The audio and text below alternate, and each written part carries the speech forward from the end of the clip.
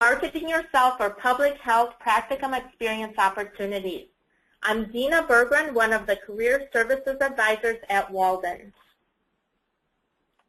The Walden Career Services Center aspires to be a cutting-edge global career center, preparing our learners to navigate career transition over a lifetime. To achieve this vision, we educate, coach, and advise our learners to proactively manage their careers.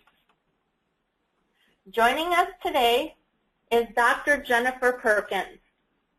She is the Practicum Coordinator for the School of Health Sciences. Dr. Perkins has 15 years of experience as a public health practitioner working with nonprofit organizations at the local and national level, as well as government health agencies. She is a certified health education specialist and remains active in both the American Public Health Association and the Society for the Scientific Study of Sexuality. The majority of Dr. Perkins' practical experience was with the Dallas County Health and Human Services Department, where she worked in public health preparedness and bioterrorism response. She joined the Walden team in 2009, serving as Practicum Coordinator and full-time faculty. Her research interests focus on sexuality and reproductive health specific to adolescents and women. Also joining us is Janine Hradsky, Field Education Coordinator for the School of Health Sciences. Janine's background includes more than 20 years of experience in teaching and education outreach. She has worked at Walden for 4 years as an academic advisor and field education coordinator. Currently, she assists students with practicum policies and procedures. Janine has a master's in education with coursework in health promotion and health education. And with that intro, I'd like to hand it over to you, Dr. Perkins, to discuss today's objectives. Thank you, Dina, and thank you all for joining us. Today we will learn to define the purpose of the practicum experience, select an appropriate host agency and preceptor, information related to completing the Walden required paperwork, marketing yourself and Walden University, as well as to develop your plan to land a practicum site. Moving forward, the purpose of the MPH practicum is to provide students who finish their coursework with the opportunity to synthesize their knowledge, develop competence in professional practice, apply knowledge to solve public health problems, develop a respect for and commitment to continued professional development. As we move forward, let's get some feedback from you, our audience.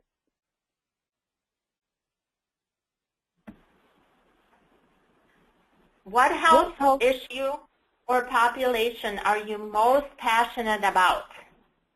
If you can use the questions box to insert your responses, and think about what originally prompted you to pursue your degree in public health in the first place. And we'll take a minute to see what responses come in. So if you can type in your responses, and I'll take a quick look. What prompted you to pursue your public health degree at Walden? And what population are you passionate about? Maybe working with women or children, or specific health issues. Go ahead and type in your responses. Infectious diseases is an area of interest. Many of you are interested in infectious diseases and prevention, and children's health is another one. Do we have any others out there? What other interests do people bring or are passionate about in your field? Okay, so thank you for your feedback. And it looks like all of you have passions, and some of you have shared your passions with us here today. Also, a few others are wellness through nutrition and obesity, and working in long-term care, passionate about working with a geriatric population. My main goal may be either obtaining a nursing home administrator's license or possibly acute care. Preventative health is an area of interest, and also adolescent health. So thank you very much for sharing your passions, and we'll return to those later on in the program. And with these responses, let's go ahead and move on to our next slide.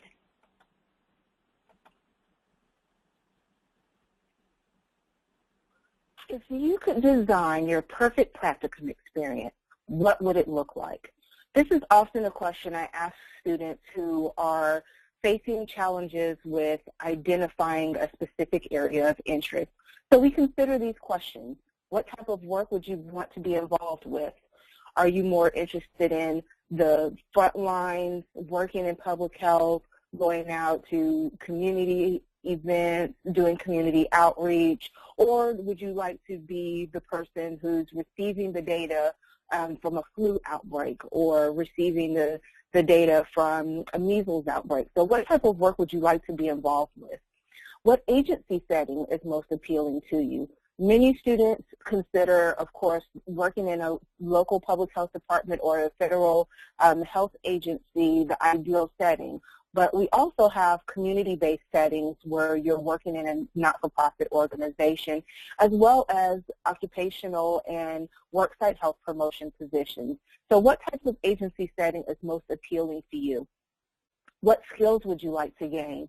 Now you've gone through and completed the MPH and you're at the end, but you still have those skills that you might want to enhance, whether it be working with biostatistical information or having an opportunity to do more presentations and actually be in front of a crowd. So what type of skills would you like to gain with that? And what would your daily responsibilities consist of? Does that mean you would like to attend different meetings and conferences on a regular basis? Does that mean that you would like to make school visits or visits to after-school programs for those of you who are interested in adolescent health issues?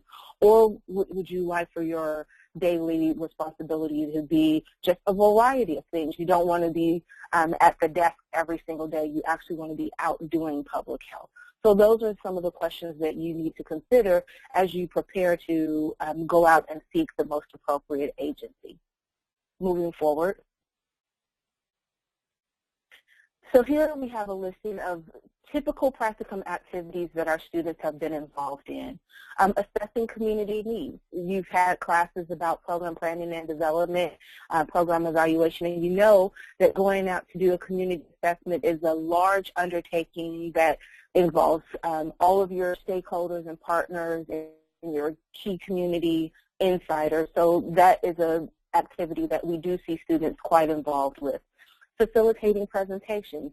That could be internal to your agency. If your agency has a public health advisory committee, it may be going out into the community or specific to your population. If you're working with, for those of you interested in the geriatric population, you may be going to do health education presentations in assisted living facilities or in programs that have a focus on older adults. Developing educational materials, making sure that those materials are appropriate, that they are using the correct language, that they're visually appealing. So again, a different activity. Conducting community outreach. Some of you mentioned that you were interested in investigating diseases and disease infections. So for those of you who have a strong interest in epidemiology, this is something that you may be involved with, whether it's a waterborne illness at a local swimming pool or a measles outbreak in a school, so investigating diseases, as well as participating in planning meetings.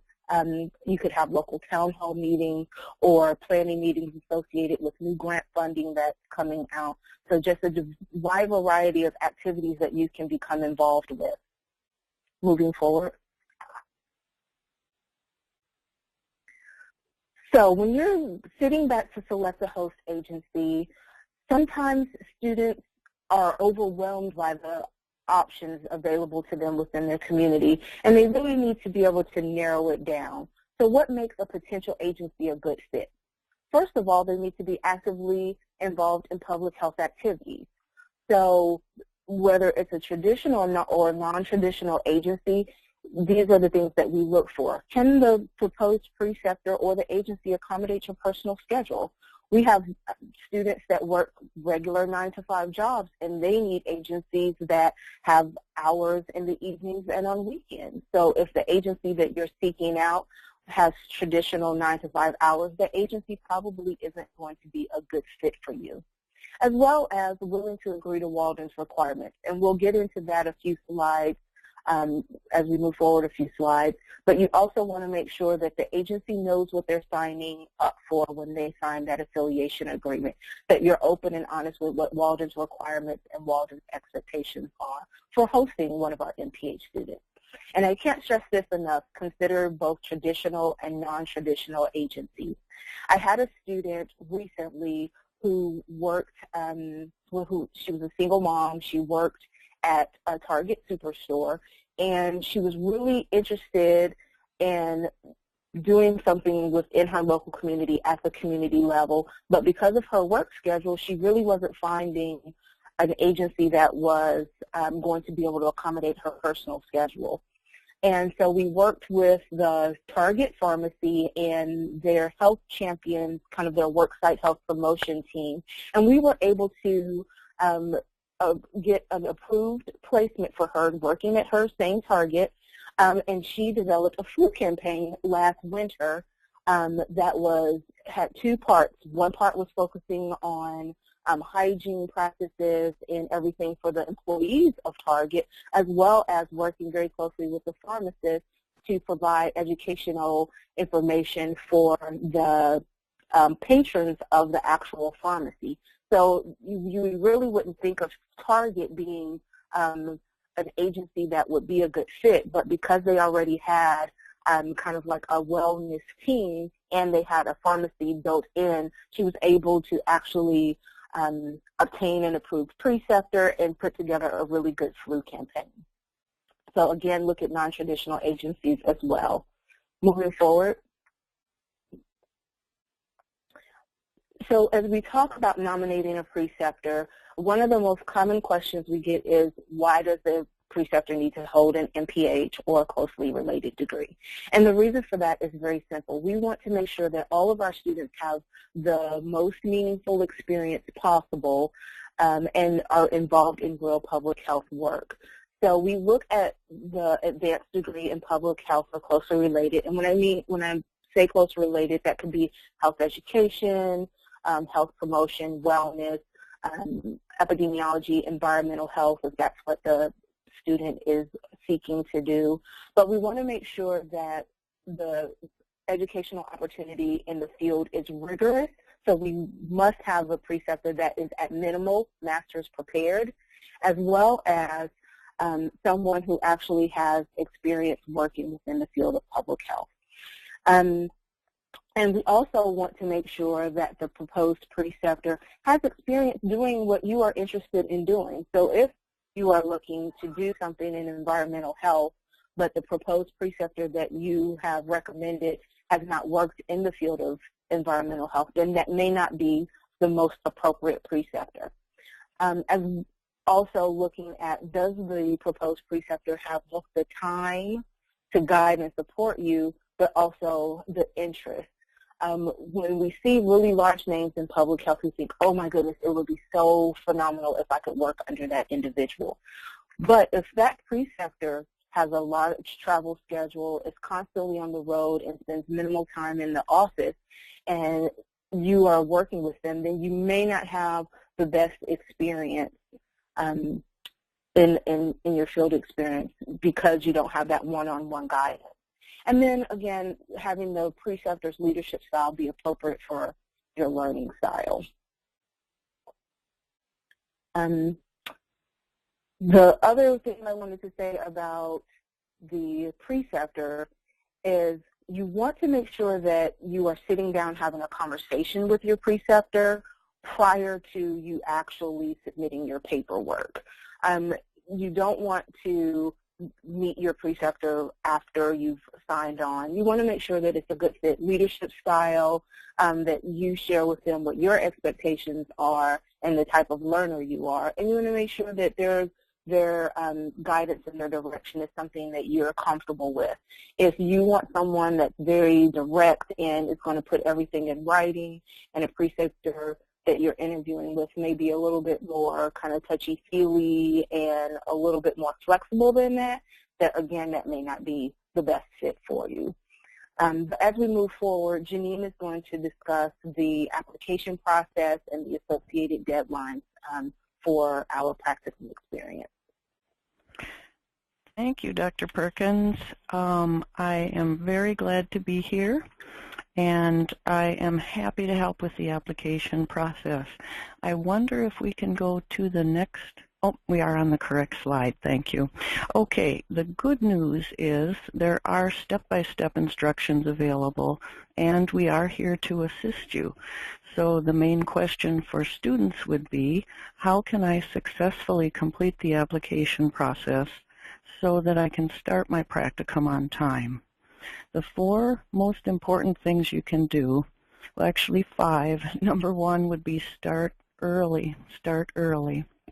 But even well before you've started to search for a site and for a preceptor, it's very important that you read over the practicum manual and the agency guide, and we'll go over where to find these documents in just a moment. The practicum manual is the most helpful for students, and the agency guide is helpful for students and for preceptors and the contact person at the agency or the site where you're applying for your practicum. Now, this will sound old-fashioned in our high-tech paperless world, but it is really helpful. Print out the manual and the agency guide and use a highlighter. It can really help to make the process much less overwhelming. So once you find the site or the sites that you wish to use, that's when you'll submit your application. And your application is due 1 full quarter. That's 12 weeks ahead of the start date of your practicum. So the bottom line is, if you follow the directions carefully, you'll be most successful. If you fill out the forms carefully and completely, you'll be most successful. And if you submit your documents on time, you'll greatly increase your chances of starting your practicum on time. I would say the most common mistakes that students make is just not following the directions and not filling out the forms correctly and completely. So that would probably be the main issue. Okay, for the next slide. Okay, I don't want to take too much time here on the documents that are needed, but I would like to just have us take a look at them, because that way we can get back to the main focus of the webinar. And these documents are all found in the manual that we talk, or the documents, we'll go over where they can be found in just a moment. But these are the documents that are needed. Each of the forms will guide you through what is needed for the form. If you're unclear about what to do on the form, first would be to check the manual. And I should mention here there are frequently asked questions in the back. They're very, very helpful. So if you're still unclear, then please contact me and I'll be glad to assist you. Now you'll notice that there are 2 deadlines for the documents. The first deadline, as I mentioned, they are due 12 weeks ahead of the date you wish to start your practicum. So they are due on the first day of the preceding term that you wish to begin. Okay, the dates that they're due and all the descriptions, again, they are located in the manual. The deadline 2 documents, those are due 6 weeks later. And again, there, the manual will show. So this is my teaser to invite you to go there. And then if you have questions, feel free to contact me. So as far as where to find the forms, they can be found on the program forms page of your student portal. That's the same place where you can find your application for graduation, financial aid forms, your program of study. About 3/4 of the way down, you'll find the practicum forms that you need. And you can also find the forms at the link at the bottom of this slide. Now, in the near future, there will be a field experience website that will house the forms, but for now, I would say your student portal is the best bet. So that's all from me for now, and then I'll be available at the end of the presentation for questions. Thank you, Janine. Let's get some feedback from our audience. What are some ways to research a potential practicum site?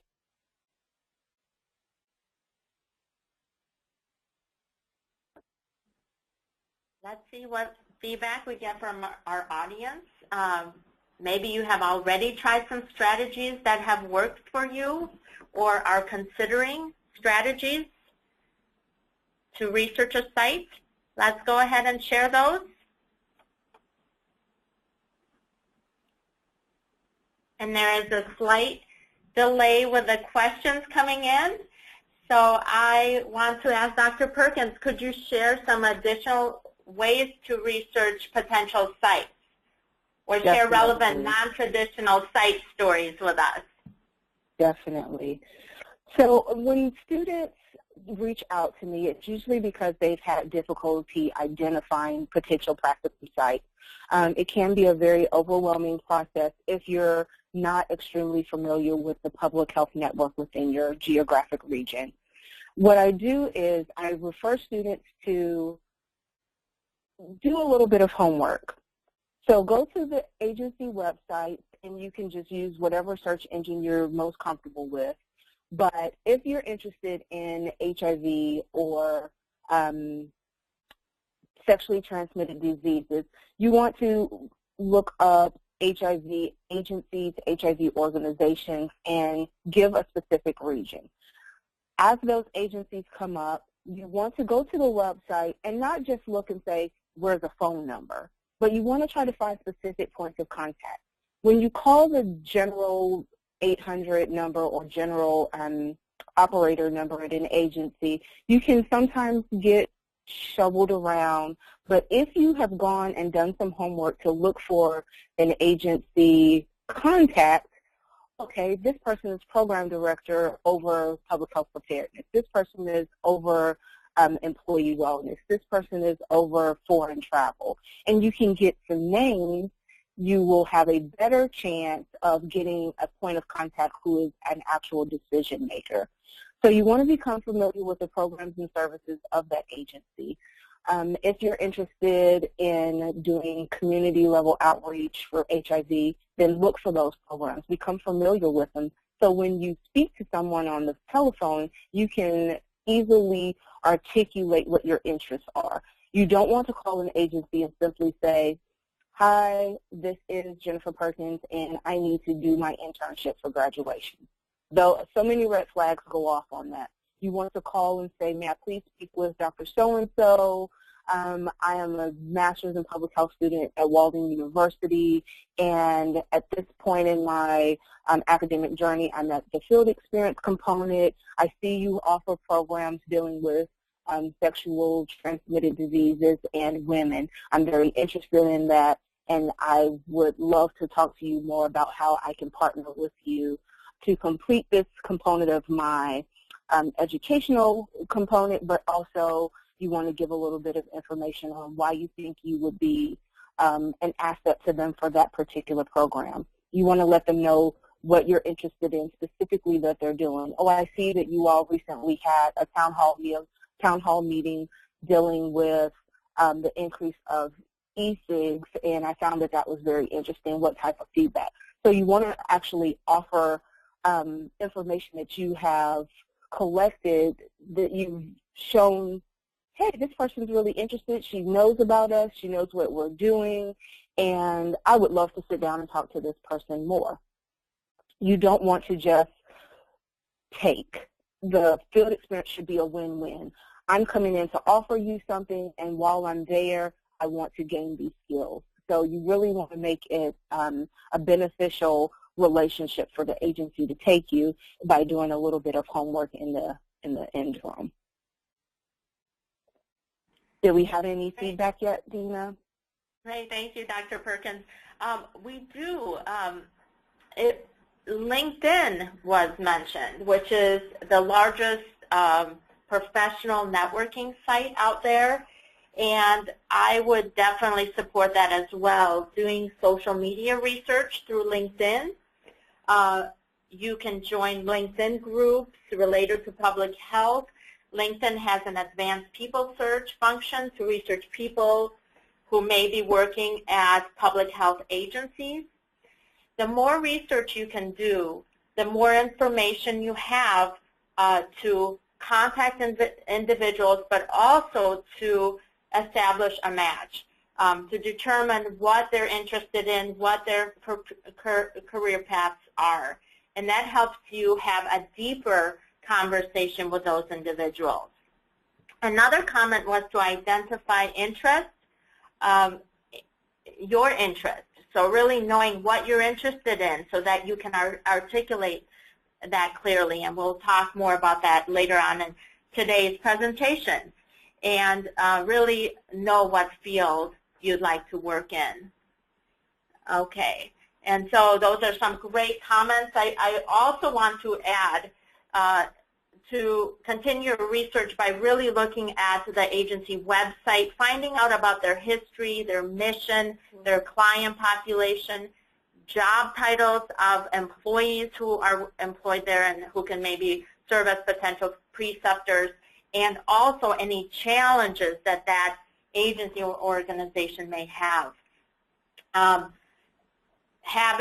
Doing a site visit, taking a look at the environment, and maybe picking up some brochures from the agency. And also professional associations are great places to network and get information about potential sites. The American Public Health Association, the National Association of Community Health Centers is another one, Association for Professionals in Infectious Control and Epidemiology, and there are many others out there. So many times they have, if you're a member, you have access to the membership directory there, and you can reach out to folks who are also members. And I'll talk a little bit more later about networking with family, friends, and coworkers and others in your professional, but also in your personal network. And those are a few ideas and great ways to research sites. So now that we've learned how to identify potential sites, how do you stand out and build interest in your qualifications? That will be our next topic for today. So I'm going to go on to the next slide here. And you want to consider communicating your professional brand to potential sites. Your brand consists of your greatest strengths. It's what you're best known for, and incorporates how you stand out from others in your field and how you can add value. So in other words, it's what's unique about you, your interests and skills and personality and values, academic achievements at Walden and beyond, volunteer or work experience related to public health, contributions you may have made in your field or through professional activities, community involvement or commitment to social change, and finally, specialized knowledge areas that you've acquired as part of your academic program. After you define your brand, the next step then is to establish a fit between what you have to offer and the needs of your target site.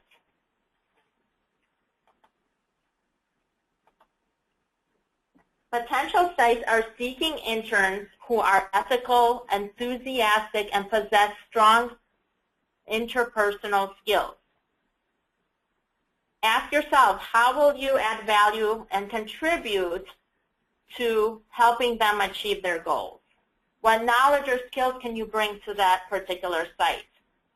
What is the match between your qualifications and their needs? Do you fit in with their people and culture and environment? And finally, how can the site ultimately help you meet requirements for your program and complete your degree? So these are all great questions to ask as you approach a potential site. As part of your practicum, you'll also need to market Walden's brand. Dr. Perkins, could you share with us a few tips on how to educate potential sites about Walden?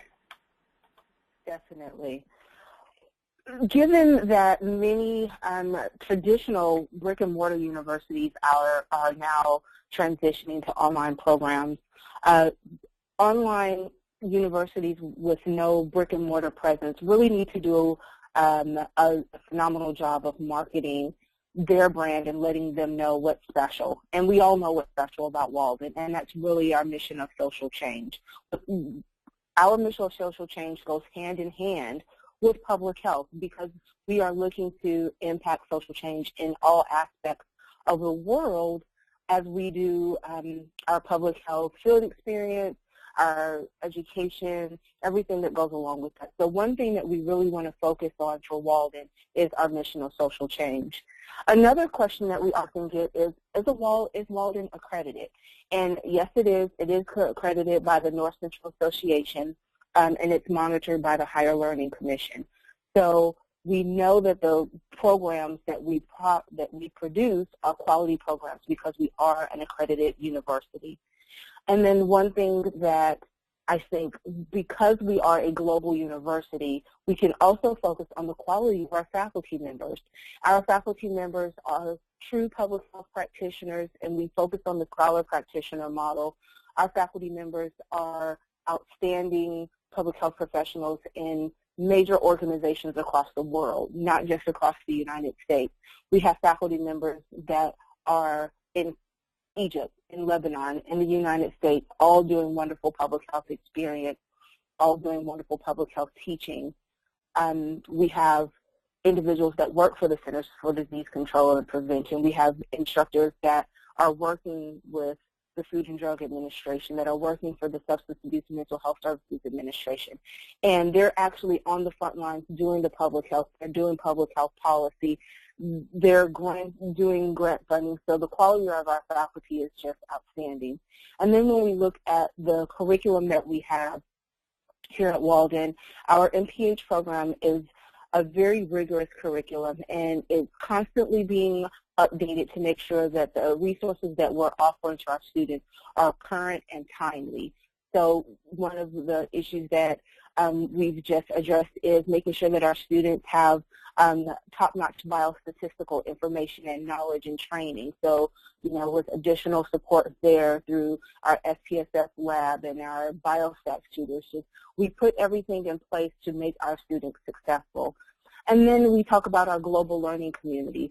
So when we look at public health issues, we're not bound by the classroom walls. We're really able to look at public health in a global perspective. You may have a classmate that is sitting in a class in an office in Bangladesh. You may have a classmate that is sitting at a desk in Nigeria. We really have the benefit of having the global perspective as it relates to public health.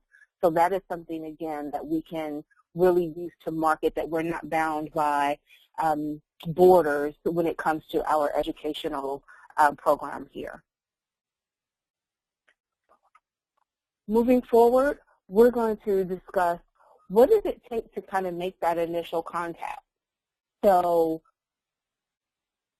when you're looking at information, what can you provide about yourself? You want to make sure that you have a current resume. You want to make sure that you have information. If you've published something, even if it's in a local magazine or a local newspaper related to public health, that you want to include that. You want to make sure that all of your application materials are updated.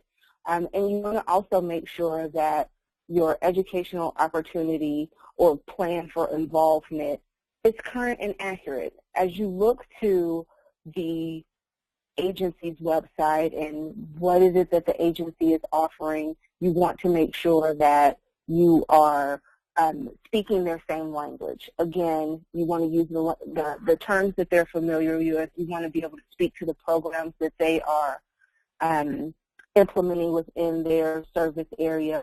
And you want to show that you've really given thought as to why you selected this agency. It's not that, well, this is the only agency I can find, so will you take me? You want to make sure that it's a conscious effort and that you're showing them what is it that you can bring to the table and what is it that you would like to gain from them.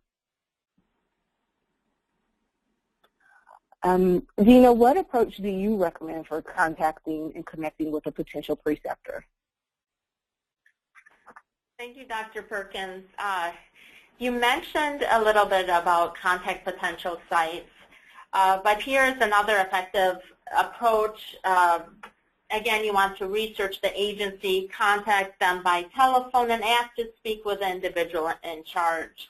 When you have him or her on the phone, this is the time to clearly articulate your purpose and schedule an informational interview. So that is your goal.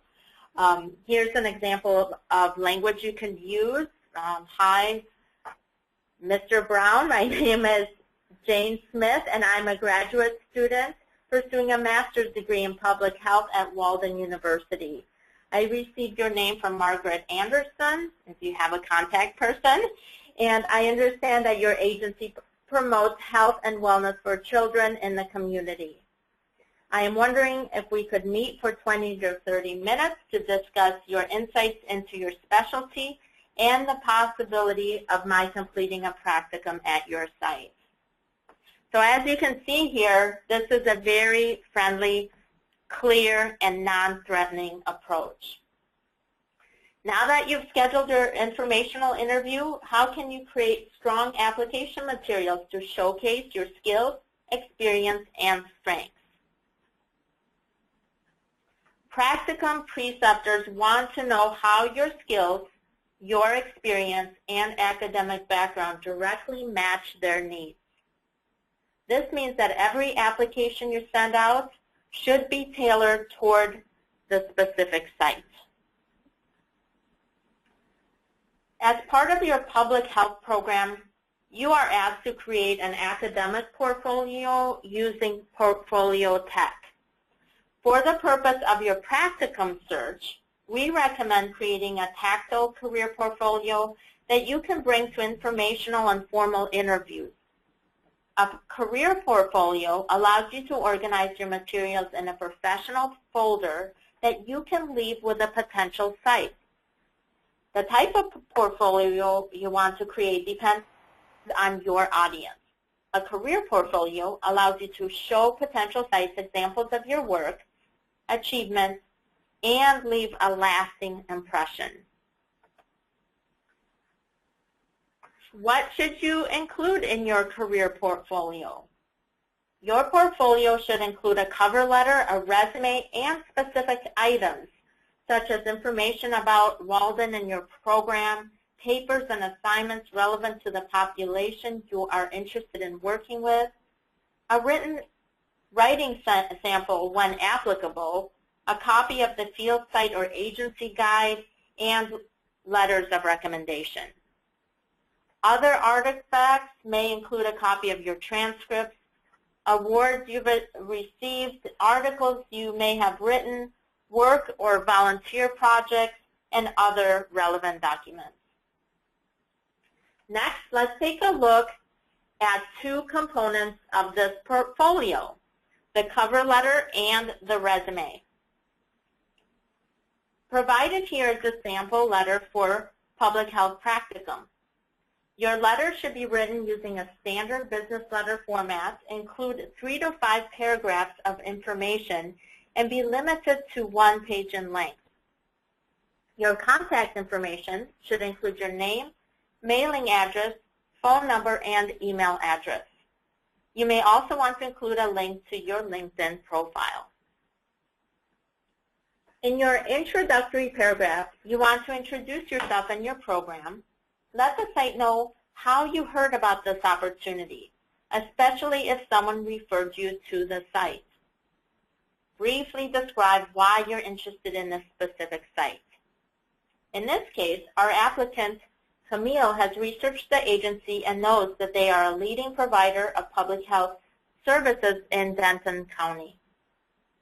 In the second paragraph, mention Walden's regional accreditation and showcase your academic program, including academic achievements and relevant coursework you've completed that would be valuable to the site.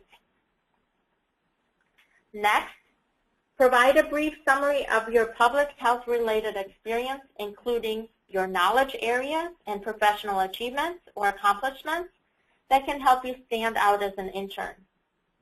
In our case here, Camille showcases her knowledge of working from a strengths perspective and her understanding of the code of ethics of public health. If you're engaged in activities outside of your work role related to health sciences, such as volunteering in your community, active involvement in professional associations, or other professional development activities, mention them as well. Finally, your last paragraph. This paragraph should include your Practicum Coordinator's contact information, and that way the site has a contact person in case they have more questions about your program. Conclude with a general statement expressing interest in a future discussion. In other words, following this format and applying these tips can help you create a targeted, well-written letter that conveys your unique value as an applicant. The second document I'd like to discuss is your resume. Listed here are a few resume sections you want to include in your document. Contact information with your name, email address, phone number, and professional email address as well. A summary of qualifications that highlights your greatest strengths and achievements. An education section, relevant coursework, volunteer experience related to public health, professional experience, honors and awards, and affiliations through professional associations. Additional sections can be added based on your individual skills and activities. Now that we've covered the cover letter and resume writing basics, what tools are available to help you further improve your documents and application materials? The Career Services Center offers an optimal resume system that you can access via the Career Services Center website or directly through the link waldenu.optimalresume.com. Optimal Resume's Resume Builder is a tool which assists you in crafting a professional-looking document. There are over 100 sample resumes for you to review and use. The Letter Builder and the Interview Prep tool are also great resources for branding yourself to potential sites. To view additional resume templates, visit the Resume Sample section in Optimal Resume.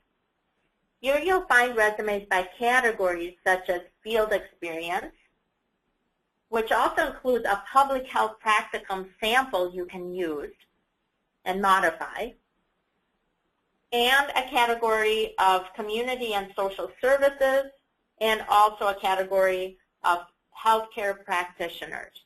They can all be found in this section. Reviewing samples will provide additional insights on how to strengthen and format your materials. Now that you have your application materials ready, it's time to work on your interviewing skills.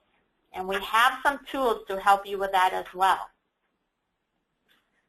The Career Center website offers an information-packed interview tab. Gain interview tips and strategies, learn the interview process and proper etiquette, and prepare yourself for all types of interviews. Record yourself answering challenging interview questions using interview prep, and receive sample responses from a virtual coach, and continue to hone your interview skills. Dr. Perkins, Could you share some interview tips based on your prior experience or experience working with students? Yes. One thing that we want to make sure is that we always dress the part. Although it may be a formal interview or an informational interview, you want to make sure that you are presenting yourself as truly as a public health practitioner. So you want to make sure you're dressing the part. You also want to make sure you have all of the relevant documents. The worst thing that can happen is the potential preceptor says, you know, they would love to see a copy of your resume and you forgot it, or they want to see a copy of the agency guide and you forgot it. So you want to make sure that you come with all of the relevant documents printed out. And I would always say at least 2 copies because the potential preceptor may have a request, and you want to make sure that if they bring someone else in to meet with you that you have an additional copy. And then after that, you want to follow up with a thank you letter or a thank you email. One thing that I like to remind students, if you call and leave a message and it's a very important message related to a deadline, you also want to follow up with an email saying that you have left a message and, you know, kind of outline the contents of that voicemail in the email as well. And then offer any additional information that the potential preceptor requested. So during your interview, if they had a question related to a writing sample, or you mentioned something that was going on at another health agency that you were involved in, and they, oh, you know, can you send me a copy of that? Make sure you follow up with that as well. Great, thank you, Dr. Perkins. And we'll go on then to our next slide here. And it's time to go over some additional strategies to help you increase your chances of landing an practicum site. One strategy is to tell everyone you know you are searching for a site, because you never know, maybe a family member, a friend, a coworker, or someone in your community will have a tip for you. I worked with a public health student who landed a site through networking and volunteering at her church. Her church was hosting a women's health fair, and she volunteered to organize the event. Through this process, she connected with visiting public health professionals. She shared her passion for public health, her career goals, and knowledge areas, which piqued their interest. And one of these visitors then became her practicum preceptor. So think about who in your professional network can help you move forward with your search. Other strategies may include joining special interest groups related to your field, professional associations, and connecting with potential sites through social media. Ask experts for advice and expand your search. So use the phone directory to locate agencies in your area and increase the number of organizations you're targeting. And work on your professional image and assume the brand of your future role. Also practice your skills. Partner up with a student or another professional and practice your site search and interviewing skills. Tap into social media to get information, advice, and resources from the Walden community and beyond. LinkedIn groups can help connect you with others, share information, and help you pay it forward and help others in their search. Global Public Health, APHA's LinkedIn group, and public health professionals are just a few examples of LinkedIn groups. Be creative in your search and help others with their journey. To pull everything together, we'd like to present a step-by-step approach you can use and apply during your own search. Contact the potential preceptor directly, arrange an informational interview, dress appropriately, and provide targeted application materials. Meet with a potential preceptor and share your stories. Ask questions. Bring articles to share or knowledge from your academic program. And most importantly, express your enthusiasm and interest in that agency or site. Leave your career portfolio. Follow up with a thank you email or a phone call, and finally land the practicum. There are many Walden faculty and staff who are here to support you through the practicum process. Here is a list of key points of contact.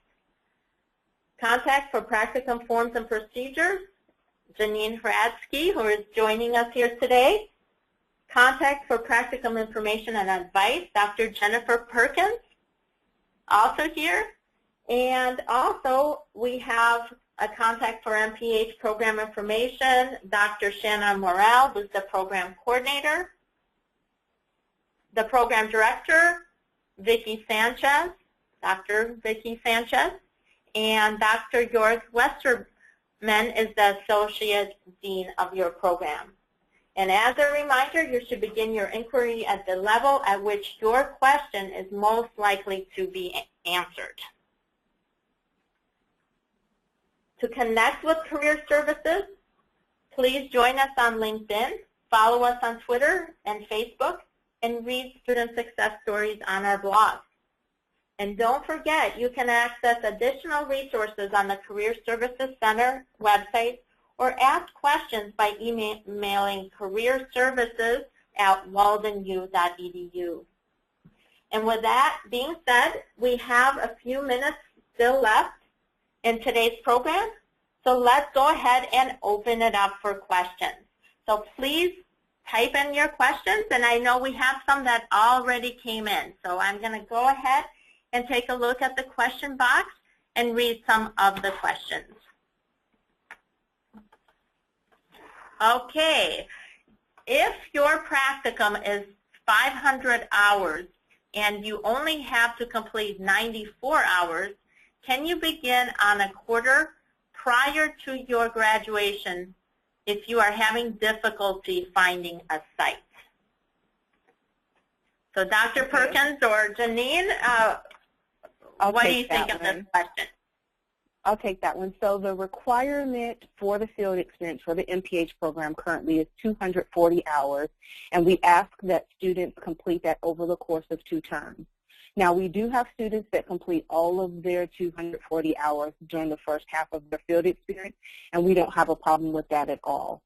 If a student needs to begin early because it's a formal internship or formal program, the hours logged prior to the beginning of the first day of class are considered volunteer hours and do not contribute to the 240-hour requirement.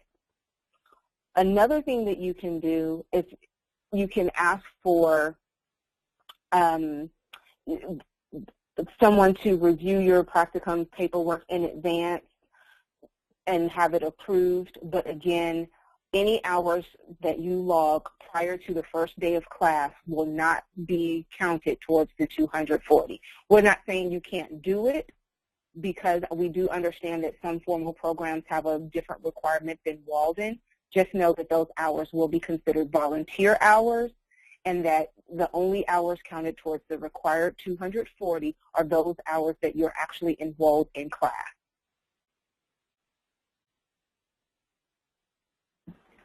Excellent. Thank you, Dr. Perkins. And we have another question. Can my project be evaluated by a faculty member? Not exactly sure what that means, but if you mean your project as far as the portfolio, then the way that happens is your instructor will actually be the one who reviews and grades your portfolio after your preceptor has approved it. If you're talking about your educational opportunity as it's indicated on your practicum application, then you would work with either myself or Janine in advance to make sure that that's an appropriate opportunity. If neither one of those are what you're talking about, if you could give me a little bit more clarification on what you mean by your project. Okay, great. And there's a question about Walden's accreditation, and I want to attempt to answer that one. Walden is accredited by the North Central Association, and this is through the Higher Learning Commission. Dr. Perkins, would you like to add anything about the accreditation? Not unless they had a more specific question. I think you pretty much addressed the accreditation issue. The question is the accreditation different from being nationally accredited? And I believe that the regional accreditation, right, the regional accreditation national. Right. So the university itself that is considered it's regionally accredited national body, as most comparable programs are. Yeah. Great, thank you. And another question is, if the preceptor does not have a CV or resume, what do you do? That's a good question. You tell them to do one.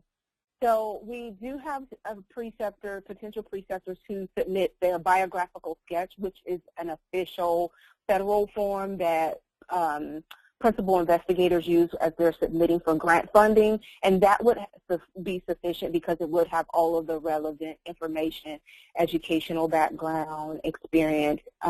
So a resume, a CV, or a biographical sketch on the official federal form.